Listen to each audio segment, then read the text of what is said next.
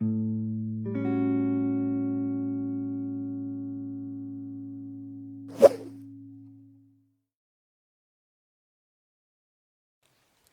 de la culture, bonjour.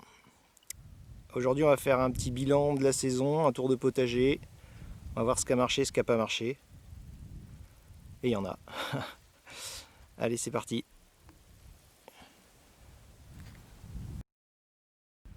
Alors déjà globalement, il y a des choses qui sont plus en place, qui ont plutôt bien marché. Betterave, petits pois, ça c'était pas trop mal. Pommes de terre aussi. Il y a des choses toujours en place. Et puis je referai peut-être une autre vidéo pour tout ce qui va être automne-hiver, parce que je commence à replanter un certain nombre de trucs, mais je vais pas détailler là. Je détaillerai ça plus tard. Alors, là, du maïs déjà. Le maïs, c'est du maïs dur. Je le laisse aller à maturité.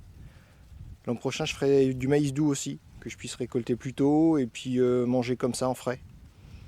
Là, ça, c'est du maïs plutôt pour les pop-corn. On fera un test aussi, on verra ce que ça donne.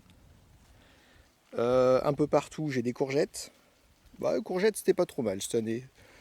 Voilà, pas grand chose à dire sur les courgettes, ça a plutôt bien donné. Bon, là, on est sur la fin, hein. Je parlerai des tomates tout à l'heure. Les tournesols.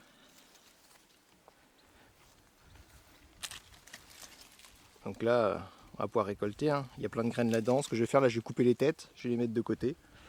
Je vais en laisser quelques-uns sur pied pour les oiseaux dans l'hiver. Et puis ceux sur pied aussi, je les mettrai pour les oiseaux dans l'hiver quand il fera froid. Tournesol, j'ai juste coupé le haut et je laisserai la tige en place. Ça fait pas mal d'abri pour les pollinisateurs, ce genre de tige un peu grande, un peu creuse. Donc pour la biodiversité globalement, c'est pas mal de...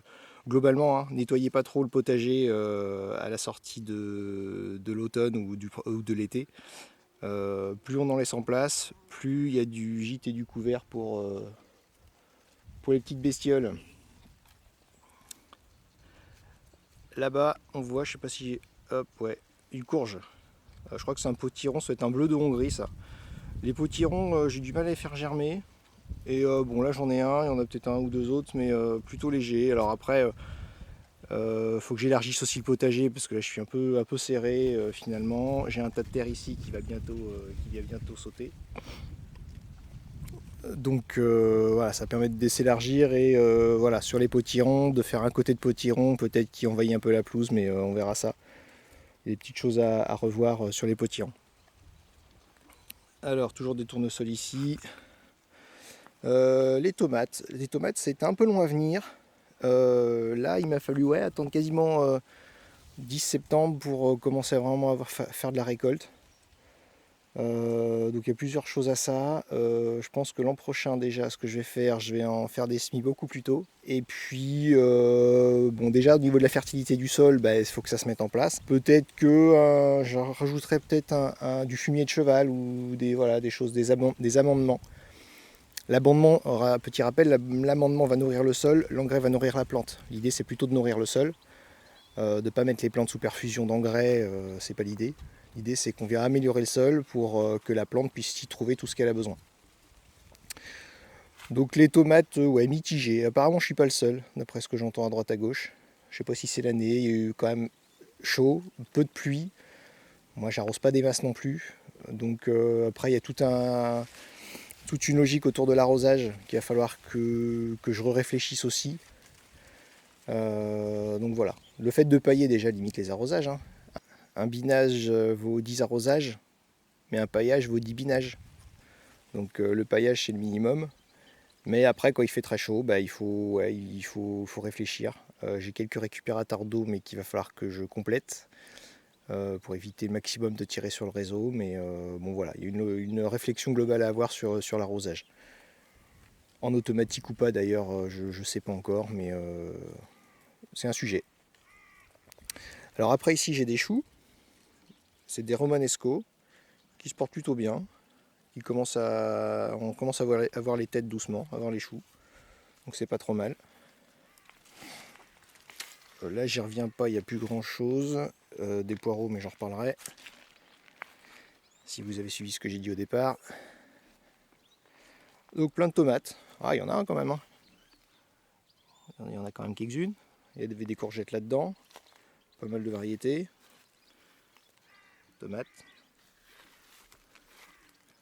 Tomates. Donc voilà, les tomates mitigées pour cette année.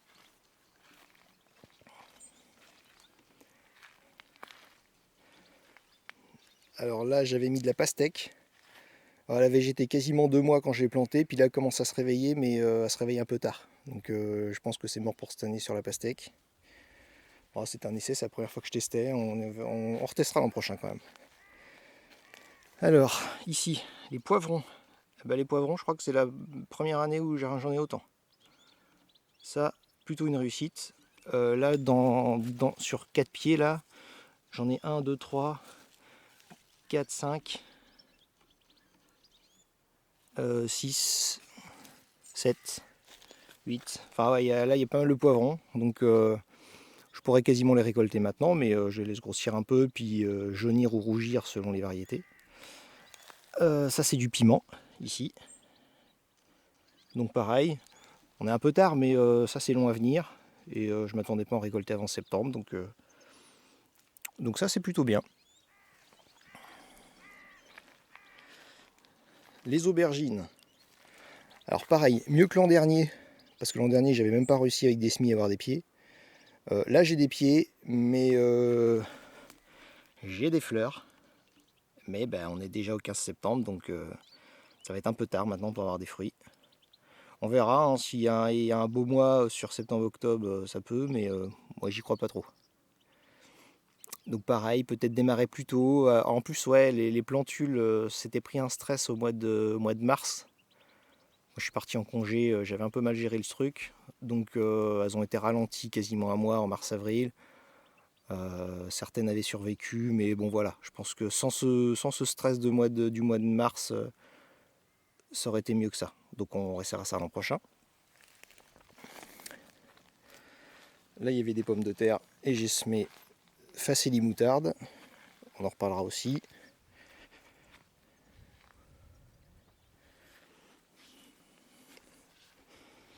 Là je fais un tas de compost. Je mets ma tonte, je mets mes déchets de cuisine et tout. Ça me fera une zone pour replanter des trucs l'an prochain. Directement sur la pelouse. Là c'est encore plus simple. Hein. Je mets mes déchets verts depuis 2 mois là-dessus. Et puis déchets verts qui n'en sont pas bien sûr. Et puis là je m'étais fait un petit tour de tomates cerises. Avec des pieds un peu tout autour d'un grillage. Je laisse ça se débrouiller. Et il y en a pas mal. Hein. Pareil, hein, comme les autres, c'est un peu loin à venir.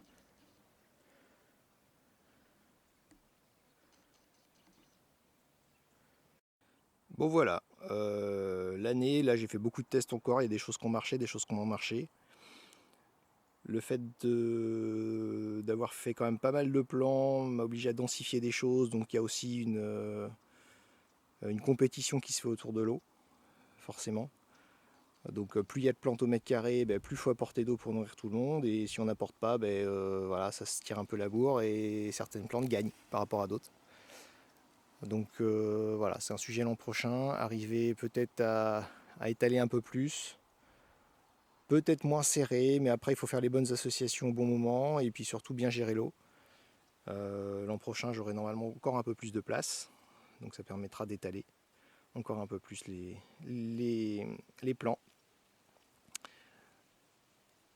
Eh bien merci à tous, à la prochaine.